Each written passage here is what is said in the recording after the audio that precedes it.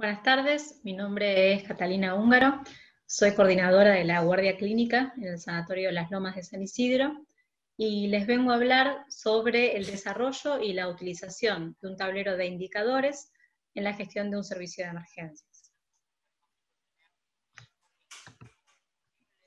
A modo de introducción, me gustaría mencionar dos conceptos que tienen que ver con la toma de decisiones basada en la información. El primero es el concepto del ciclo de Deming, que se ve a la derecha de la diapositiva. Este ciclo consta de 4 etapas: una primera etapa de planificación, una segunda etapa de acción, una tercera etapa de chequear lo que uno está haciendo, monitorear lo que uno está haciendo, lo que uno planificó y realizó, para poder actuar y generar o buscar la mejora continua como objetivo o fin último. Como vemos, esto es un ciclo y permite la mejora en la toma de decisiones. En segunda etapa me gustaría hablar brevemente un poco de lo que nos trae, que es la inteligencia de negocios, en este caso la inteligencia de negocios aplicada a la práctica clínica, que es nuestro área de interés. Esto significa utilizar los datos, describir los datos a los que uno puede acceder para poder tomar decisiones. Y constaría de una primera etapa, como decía, de descripción, de análisis de esos datos, una segunda etapa de interpretación de los mismos, y una tercera etapa de monitoreo y de toma de decisiones basada en la información que uno pudo recuperar. Y en este sentido ingresan el concepto de indicadores, que se ve ahí, los Key Performance Indicators, que tienen que ver con esto, son indicadores de performance, de desarrollo, que uno toma para poder tomar decisiones basadas en información, y el desarrollo de dashboards o tableros para poder visualizar estos indicadores en forma dinámica. En relación a lo que nos trae, que es la gestión de un servicio de emergencias en nuestro caso, la toma de decisiones basada en la información tendría 3 etapas. Una primera etapa de conocimiento de lo que es la estructura y la dinámica del servicio. Una segunda etapa de implementación de estos indicadores para poder desarrollar en última instancia un tablero de guardia para hacer gestión dinámica y visualizarlos en forma dinámica esos indicadores. Y una tercera etapa de descripción de procesos, análisis de resultados y volver obviamente a la toma de decisiones basada en la información para la mejora continua. Vamos a hablar ahora un poco de cómo recorrimos este camino en nuestra guardia clínica y vamos a hablar un poco de todos estos procesos que fuimos llevando a cabo a modo de ejemplo. La primera etapa, como decíamos, tiene que ver con lo que es la estructura y la dinámica del servicio y su conocimiento. Para ponerlos en contexto, nuestra guardia recibe 7.500 consultas mensuales en promedio, consultas clínicas estamos hablando. Estos pacientes son sometidos inicialmente a un triage administrativo que los divide en pacientes que serían baja complejidad, que van hacia lo que son los consultorios estrés por un lado, o los consultorios de demanda espontánea, y si no, lo somete a un segundo triage, que es un triage por enfermería, personal capacitado, que evalúa a razón de 1.500 pacientes en forma mensual, y puede enviar los pacientes a sectores de mayor complejidad, según obviamente urgencia, la necesidad de atención y complejidad del paciente, que son los sectores de observación, que sería el sector amarillo, y el sector de shock room para pacientes críticos. Aquellos pacientes que ingresan por vías que no sean caminando, es decir, por ejemplo en ambulancias, normalmente son triallados obviamente en los sectores de mediana y alta complejidad, que serían los sectores amarillo y colorado. Esto es un poco para mostrarles la estructura de la guardia. A la izquierda tenemos lo que sería la sala de espera, y a la derecha el ingreso a lo que es el triage, que es el triage de enfermería. Esto es la unidad de observación y del shock room, a la izquierda el shock, con 2 camas, y a la derecha el sector de enfermería, que es una isla en el medio de la unidad de observación, que consta de 10 camas con posibilidad de ampliación, con espacio para duplicar, digamos, agregar bices a esas camas. Entonces, primera etapa, como decía, conocimiento de estructura y dinámica de nuestro servicio. Pasamos a una segunda etapa de implementación de indicadores y desarrollo de un tablero. Esta etapa es sumamente importante, creemos que siempre lo va a requerir, bueno, en este caso obviamente lo requirió un trabajo en equipo de múltiples actores. Por un lado, dentro de lo que es la guardia clínica, participamos los médicos de la guardia, los coordinadores, el jefe de emergencias, para seleccionar qué indicadores íbamos a necesitar, por un lado, en relación a las necesidades de nuestra guardia y nuestras necesidades para gestión, y por otro lado también estudiando y evaluando qué tipo de indicadores de performance se utilizaban a nivel global para medir la calidad de atención en la guardia. Por otro lado, el departamento de sistemas de nuestro sanatorio obviamente participó del desarrollo del tablero, en lo que fue la confección de la extranet y en lo que fue trabajar junto a nosotros de qué manera queríamos visualizar toda esa información que la historia clínica electrónica ya recogía, pero que teníamos que lograr que sea visualizada de una manera amigable, dinámica y que no fuera de sencilla interpretación a nosotros, que éramos en fin los que los íbamos a utilizar. De esa manera llegamos al desarrollo de nuestro tablero. Esto es una vista de nuestro tablero en el cual se puede ver a la izquierda la posibilidad de seleccionar la categoría, en nuestro caso obviamente emergencias, y a la derecha, por otra parte, los diferentes indicadores que uno puede obviamente seleccionar. Yo acá les traigo a modo de resumen los indicadores que nosotros utilizamos, divididos por tema. En relación a las consultas a guardia, tenemos, por ejemplo, medido lo que son los pacientes de emergencias, tanto que serían las consultas mensuales de emergencias, con una tendencia anual, como las consultas diarias, para ver dentro de un mismo mes cómo fue variando la demanda. Tenemos medido también lo que son las consultas horarias, ahora de todo esto vamos a ver ejemplo, en un lapso determinado de tiempo. Las consultas por días de la semana, lunes, martes, miércoles, etcétera, promediándolas obviamente según el periodo de tiempo seleccionado. Y dos indicadores que se expresan como proporción, que son las reconsultas a 72 horas, es decir, una nueva consulta que sigue a una consulta índice o inicial, esto expresado como proporción mensual, y otra proporción que serían los pacientes no llamados, o aquellos pacientes que una vez ingresados se retiraron sin ser atendidos. Eso también lo tenemos medido en forma de proporción mensual. En relación a los tiempos de espera o tiempos de atención, tomamos al momento dos tipos de tiempos de espera. Uno, lo que sería el tiempo de espera en sí mismo, que se mide entre el ingreso del paciente al servicio de emergencia, que lo hace el personal administrativo, hasta el momento en el que es atendido o llamado por un médico. Ese indicador lo medimos tanto por franja horaria o por hora y por día de la semana, expresado como promedio y como mediana. Y por otro lado, el otro tiempo es el tiempo de estancia en guardia, que sería entre el tiempo de ingreso a la guardia y el tiempo en el cual el paciente es dado de alta, considerando como alta obviamente también el cierre del episodio, por ejemplo, por internación.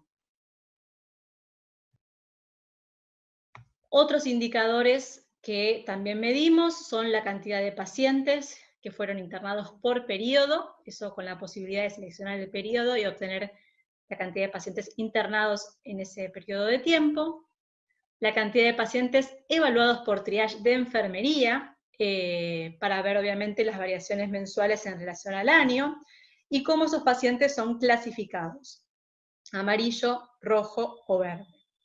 Tenemos también medido lo que son la cantidad de pacientes que pasan la noche en guardia, ¿sí? Eso a modo de introducción y para darles un panorama global de lo que serían los indicadores que empezamos a aplicar en nuestro servicio de emergencias. Les voy a dar un par de ejemplos de lo que sería esta tercera etapa de describir los procesos que estábamos llevando a cabo y analizar los resultados. Por ejemplo, en lo que es el indicador pacientes de emergencia, podemos ver cómo medimos la cantidad de consultas en lo que es el eje Y del gráfico en relación a los diferentes meses. Esto es el año 2019, y esto nos permitió observar la tendencia de las consultas en forma anual, pudiendo ver, por ejemplo, que el pico de consultas se da durante el invierno. Este sistema también permite comparar, por ejemplo, diferentes años para ver si esto se sostiene en el tiempo. Otro indicador de muchísima utilidad fue el de pacientes atendidos por hora. Podemos ver en lo que es el gráfico, en lo que es el eje Y, la cantidad de consultas, y en lo que es el eje X, las diferentes horas del día. Este gráfico nos muestra, por un lado, el promedio de consultas según la hora en el periodo de tiempo seleccionado, que lo seleccionamos en el tablero arriba, y por otro lado, la cantidad mensual de esas consultas.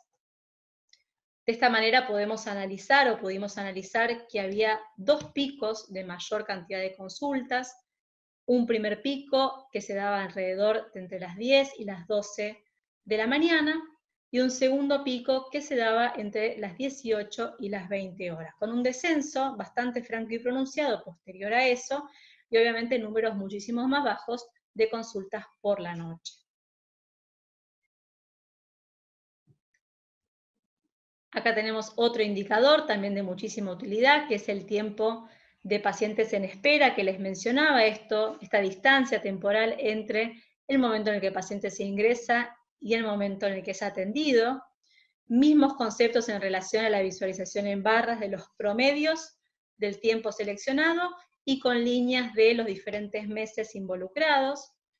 Podemos analizar también dos momentos de mayor congestión en la guardia, que son entre las 12 y las 14 horas, el primero, y entre las 21 y las 23 horas, el segundo, donde los tiempos de espera llegan casi a los 50 minutos en ambos casos, como vemos, y lógicamente, al hacer un análisis, se desprende de que estos momentos de mayor espera en guardia son los momentos que siguen a lo que anteriormente visualizábamos, que son los momentos de mayor cantidad de consultas.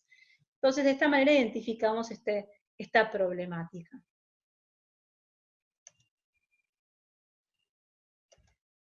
Y bueno, ¿qué hicimos con esto? Bueno, justamente la última etapa, o la etapa posterior a lo que es la descripción del proceso, que es la toma de decisiones basada en la información. En primera instancia, en relación a lo que es la gestión del recurso humano, utilizamos esta información para justamente decidir la cantidad de médicos que íbamos a tener en la guardia en los diferentes momentos. Esto, por ejemplo, puede aplicarse tanto al primer indicador que veíamos, que son las consultas mensuales, porque al ver que teníamos mayor cantidad, obviamente, de demanda en los meses de invierno, se decide poner un refuerzo en el transcurso de esos meses para obviamente hacer frente a esa mayor demanda. Lo mismo en relación a lo que son los momentos de mayor congestión en guardia, de acuerdo a la cantidad de consultas y los tiempos de espera. Decidimos obviamente que esos sean los momentos donde los médicos estén en mayor número, implementando un sistema de ingreso escalonado para que justamente la mayor cantidad de médicos coincidan en esos momentos de la mañana y de la tarde que veíamos anteriormente. Y también, por último, en relación a este ítem, en relación a lo que es el análisis de los pacientes que veíamos que se internaban en la guardia y que pasaban la noche en guardia, decidimos implementar un sistema de médicos de planta de guardia, en la cual incorporamos al equipo de trabajo no solamente médicos con horarios fraccionados, que era el modelo anterior, sino médicos que actualmente vienen de lunes a viernes y son los encargados de hacer el seguimiento y el tratamiento de los pacientes internados en la guardia. Por otra parte, y también para hacer frente para los tiempos de espera que consideramos prolongados en las horas pico, ampliamos los horarios de los consultorios express. Estos consultorios, como veíamos al comienzo en la estructura de la guardia, le hacen frente a la demanda de baja complejidad de nuestra guardia, que es un gran volumen de pacientes. De esta manera, lo que decidimos fue, por ejemplo, ampliar los días en los cuales estos consultorios estaban abiertos, porque no eran de lunes a viernes, pasó a ser entonces de lunes a viernes, y ampliar también los horarios de atención para incluir los momentos, como veíamos, de mayor congestión.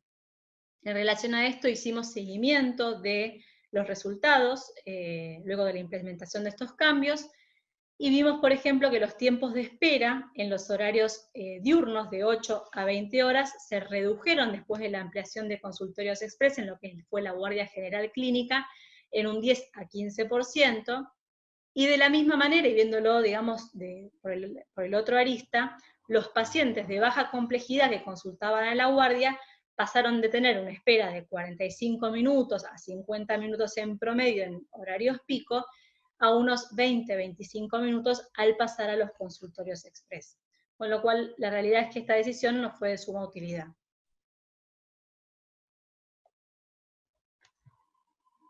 Finalmente, en este sentido, también hicimos un análisis de las reconsultas, como veíamos el indicador proporción de reconsultas. Analizamos una proporción trimestral hacia el mes de marzo de este año de 1,08% de las consultas totales representaban reconsultas, como decíamos, a 72 horas, y analizamos los motivos de reconsulta, que fueron dos grandes grupos de síntomas. Por un lado, síntomas respiratorios, y por otro lado, síntomas gastrointestinales. Y en este sentido, también tomamos decisiones basadas en el análisis de esa información, implementando inicialmente consultorios de atención posterior a la atención en guardia, consultorios clínicos de control, para justamente contener esa reconsulta que muchas veces se producía por simplemente necesidad de control. Y actualmente estamos desarrollando un programa de atención integral del paciente por guardia que no solamente lo conecte con el médico clínico para control, sino también para poder lograr un acceso precoz a diferentes especialidades. Por ejemplo, analizando los motivos de la reconsulta, están incluidas la especialidad de neumonología, la especialidad de cirugía general, de gastroenterología, hematología, entre otras.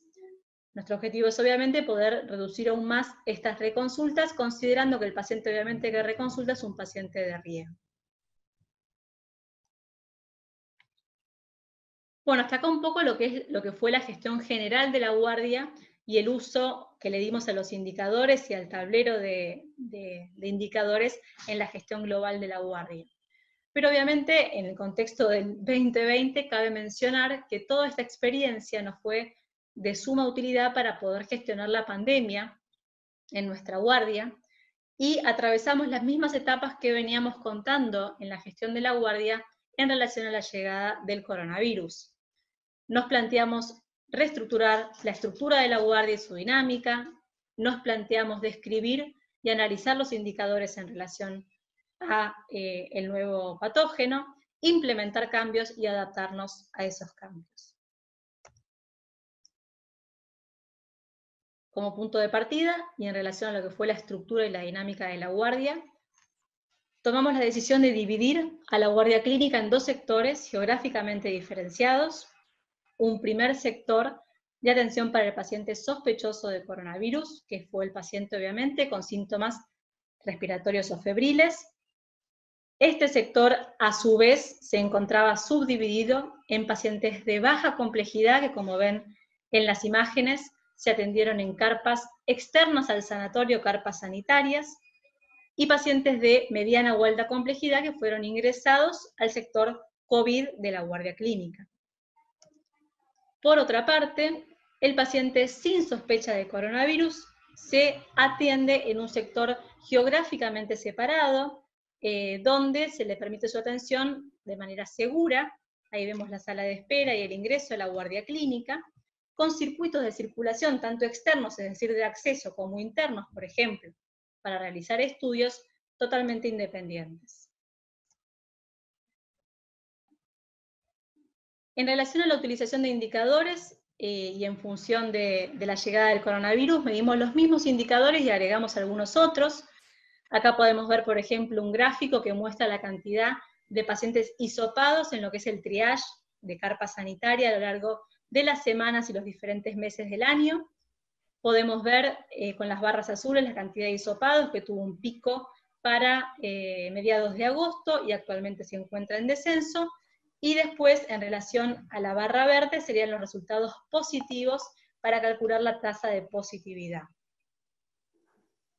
Para darle un par de números de resumen en relación a los indicadores que recogimos, pudimos observar 12.987 pacientes desde el mes de abril hasta principios de octubre, con una mediana de 54 pacientes por día, con un pico máximo de consultas por carpa, estamos hablando de 300 pacientes por día, y nuestra tasa de positividad semanal máxima fue de casi el 30% hacia fines de julio, actualmente en descenso. Todos estos datos son datos de lo que sería el triage en carpa sanitaria, que como veíamos es el sector, repito, por si quedó alguna duda, de atención ambulatoria del paciente COVID. Estos son los mismos indicadores que veníamos utilizando en la gestión tradicional, lo que serían los pacientes por hora atendidos en carpa. Acá no se visualiza tan claro los dos picos de mayor demanda, como veíamos antes, sino que vemos una gran demanda a partir de la apertura de la carpa, que es a las 7 de la mañana, y durante todo el día con un pico de hasta 50 pacientes por hora alrededor del mediodía. Y bueno, un poco en relación a lo que veníamos hablando, empezamos a tomar decisiones basadas en la información. En primera instancia decidimos, visualizando este ascenso de consultas que le mostraba en la primera imagen, la ampliación de la capacidad de atención de las carpas. Nosotros comenzamos con una sola carpa de atención, donde se hacía toda la atención ambulatoria del paciente sospechoso, y terminamos con 4 carpas sanitarias, una primera carpa de ingreso para sala de espera, una segunda carpa en donde se realiza la atención por parte de enfermería y un médico, una tercera etapa para realización de hisopados y una cuarta etapa para espera de estudios complementarios. Esto obviamente permitió generar un flujo continuo de pacientes y evitar cuellos de botella, digamos, o zonas embudo que detuvieran la atención de estos pacientes. En relación a la redistribución del recurso humano, analizar la cantidad de pacientes que venían en forma diaria a los diferentes sectores de la guardia que les mostré al comienzo, nos permitió tomar decisiones en relación a qué cantidad de médicos enviar a cada sector, y eso lo hicimos en forma dinámica, te diría que en forma diaria, básicamente, y lo mismo la cantidad de médicos que eran asignados hacia lo que sería la atención en carpa.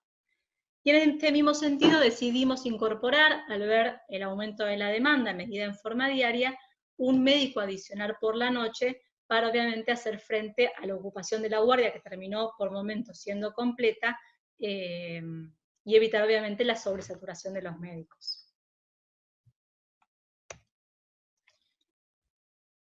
Bueno, y para ir finalizando, me gustaría volver sobre algunos conceptos que estuve mencionando en el transcurso de la charla.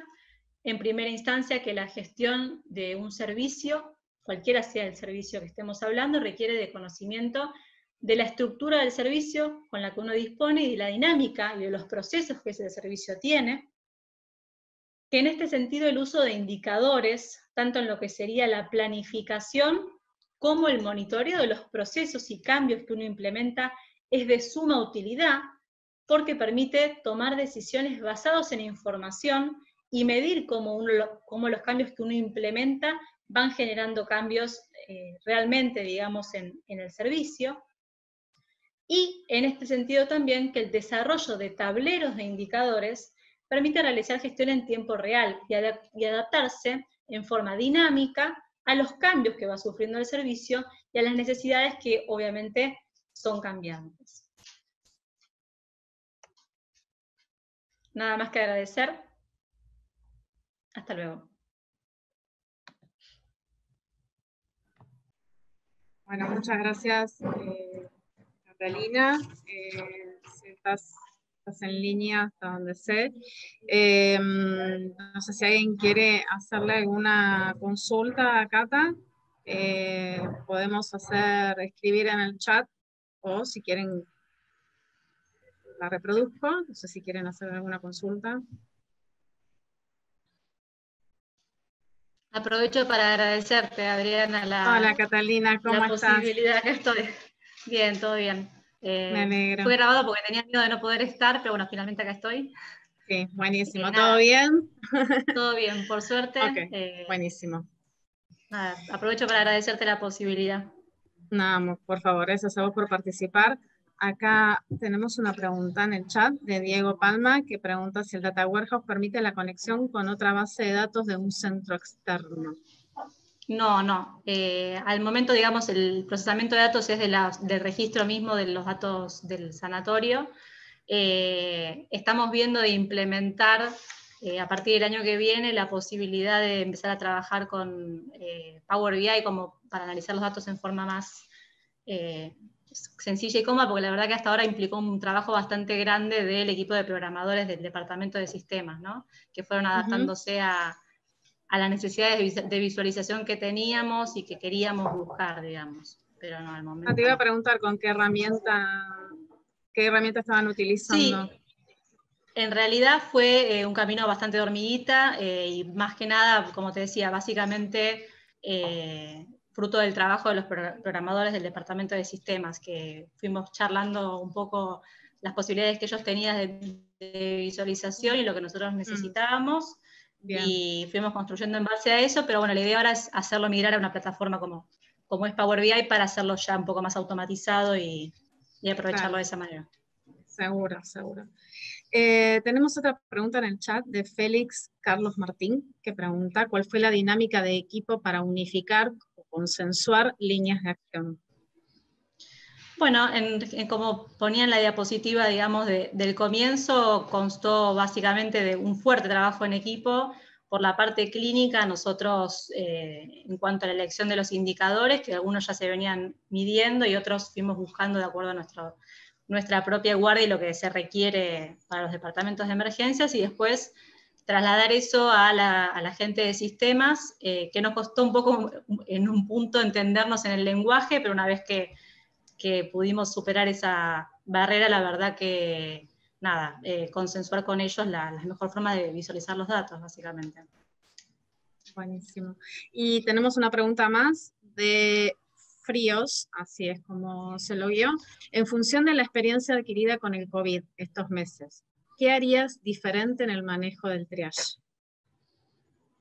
¿En el manejo del triage de los pacientes de COVID o de los pacientes en general, digamos? Yo te contesto y no sé si contesto la pregunta, digamos. Yo creo que un poco la experiencia de COVID, el COVID lo que lo generó fue hacer triage en forma masiva, básicamente, porque tuvimos de golpe un gran volumen de pacientes que requirieron triallarse para decidir complejidad. De ese gran volumen de pacientes, muchos eran ambulatorios. Entonces nos encontramos con un fuertísimo volumen de pacientes que antes no teníamos y que encima teníamos que tener separados del resto de los pacientes no sospechosos para evitar que se contagien. La implementación en ese sentido de las carpas sanitarias fue de suma utilidad porque pudimos sacarlos de lo que es la guardia, y un poco ese aprendizaje nos está llevando ahora a repensar la guardia post pandemia, si es que estamos llegando o llegaremos eventualmente, de manera tal de trasladar un poco ese modelo. Me refiero a generar sistemas de triage que permitan flujos de pacientes dinámicos para los pacientes con necesidades especiales, por ejemplo, pacientes de baja complejidad o pacientes que puedan ser ingresados en un fast track de guardia. Entonces creo que la experiencia de COVID en ese sentido nos dio esa experiencia y la intentaremos seguir plasmando en lo que se venga eventualmente post-COVID. No sé si me explico o contesto la pregunta.